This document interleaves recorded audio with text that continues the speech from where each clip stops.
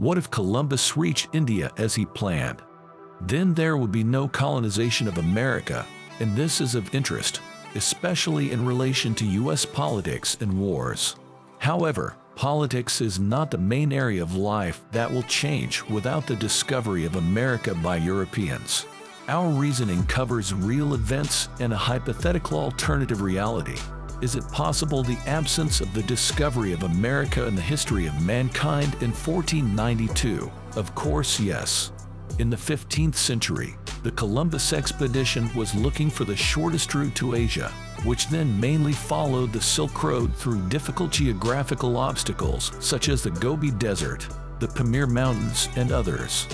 This route is terrifying to modern merchants and wagon drivers, and with robbers and the need to travel on horseback, it gets even worse.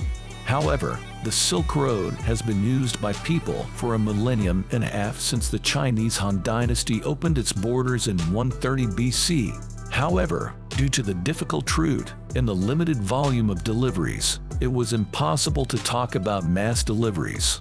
Mostly luxury items and some spices were transported. And so the Europeans came to the conclusion that although the ship needs to cover a large distance, it continues to move and can carry more and faster. And most importantly, it's a more predictable way. The Silk Road was closed by the Ottoman Empire in 1453, simply by forbidding Western merchants from passing through its borders. This is what prompted the Europeans to look for a sea route to Asia. However, bypassing Africa to reach this transitional route was not easy, and even for experienced sea dogs it presented significant difficulties. The first point where history could have gone differently was with the possibility of the Ottoman Empire not closing its borders and continuing to trade with Asia, albeit with slow progress for years to come. However, this scenario is not so interesting to us. More interesting is the fact that Columbus believed that the Earth was round and that one could reach Asia simply by sailing to the left of Portugal. Belief in a flat Earth in the Middle Ages was a myth that we talked about in previous videos. However, Columbus had problems with mathematics. Already in ancient Greece, the radius of the Earth was calculated quite accurately, about 40,000 kilometers. Columbus erroneously calculated it at about 30,000 kilometers, and taking into account other errors, he came to the conclusion that from Portugal to Japan there were only 4,500 kilometers. In reality it was about 20,000 kilometers, but the saying about fools and luck never lost its relevance. Instead of Asia, Columbus sailed to America, where he called the locals Indians, which still causes confusion in the English language, and the word Indian appeared in Russian. In addition, even a 5,000 kilometers journey by sea at that time was a severe test. The sailors of the 15th century survived on bread and water, and their ships were not equipped for the stormy navigation of the ocean. Navigation was also far from perfect. In general, the beginning of the colonization of America in 1492 can be called insane luck, the result of a combination of circumstances. Before Columbus, other peoples had already sailed to America at least 7 times, such as the Vikings, Polynesians, Eskimos, and perhaps even the ancient Greeks and Egyptians. For them, America was aloof. However, the professional explorer Columbus immediately drew the attention of Europe to this continent, and the invisible hand of the market played its role. It is interesting to consider the first hypothetical situation associated with the absence of the discovery of America. In this case, the Maya and other Native American peoples who inhabited this new continent for Europeans would not have been the first victims of the colonization process. In an alternate reality, without the arrival of Columbus, these peoples most likely would not have become full-fledged states. In the 15th century, Europe already had firearms, banks, developed trade routes, centralized armies, and the first signs of an industrial revolution. At the same time, the Maya and other American cultures were more like the civilizations of the Mediterranean 2 to 3 millennium BC. They had bronze casting, but they had problems using iron. They built epic pyramids but continued to practice ritual sacrifice using animals. In general, the level of development of these peoples was at the level of the Bronze Age. It is logical to assume that even for the Aztecs it would take another couple of thousand years to reach the level of development of Europe. There is a scientific paper that claims that paper could have been discovered only in 8800 AD, and electricity would have been reached only in 1260. The development of the Old World is a complex and multifaceted issue, and it is impossible to say exactly why this particular region was ahead of the whole world in development. States, competition, and great leaders such as Alexander the Great, who assimilated millions of people and a single language, many seas conducive to the construction of ships, and interaction with neighboring peoples, commercial ties, and the exchange of goods. All these factors contributed to the development.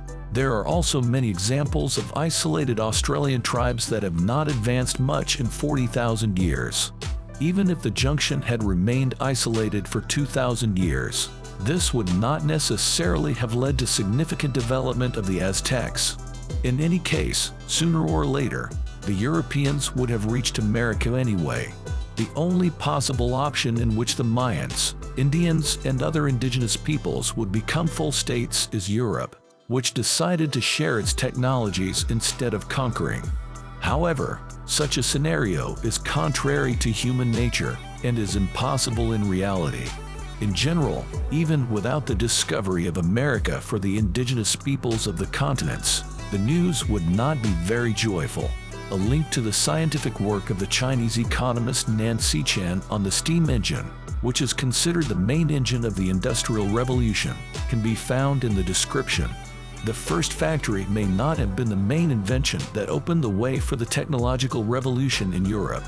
The fact remains that the potato became an important crop that provided more calories, vitamins, and nutrients per square meter than other agricultural crops of the time, such as wheat and oats. The potato became a miracle vegetable that fed more people, promoting urbanization and population growth. It allowed people to focus on urban life and do other things not related to finding food. The potato seriously influenced development and technological progress in Europe, including the construction of more reliable ships for travel to the New World. The discovery of the Americas accelerated technological progress and gave the Aztecs less time to develop in isolation. If Europe had reached America without Columbus, it might have happened later. In that case, probably, the conversation would always come down to the United States, wars and colonies. We have already established that the Aztecs had no chance, and Europe, even with slow development, would still have reached America in a few centuries. There is no doubt that tens of thousands of people would also flood the continent in search of new life. This is innate in human nature. However, an interesting feature is that due to the relatively isolated development of the American colonies and their subsequent independence, the level of technology in Europe, Britain, Spain, and other countries made it physically difficult to control their settlements overseas, even under their own flag. They pursued a policy of isolation.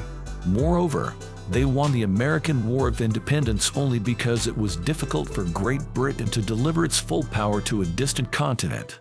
Although this is all speculation, if Europe discovered America later, it is likely that the level of technology would allow it to retain control and dominate it. If a new continent appeared on Earth at the beginning of the 20th century, many European countries would gladly move there without even thinking, and would take their capitals and population with them in order to avoid being in the center of the continent, where Napoleons and Hitlers would constantly appear, and wars were commonplace. If technologies for colonization were available to several countries at once, then it is logical to assume that strong conflicts for dominance would flare up on the new mainland. Perhaps World War levels would be present even without changes. For example, the 7 Years' War of 1756 is considered by some sources to be World War I, as it involved European countries and their colonies in America.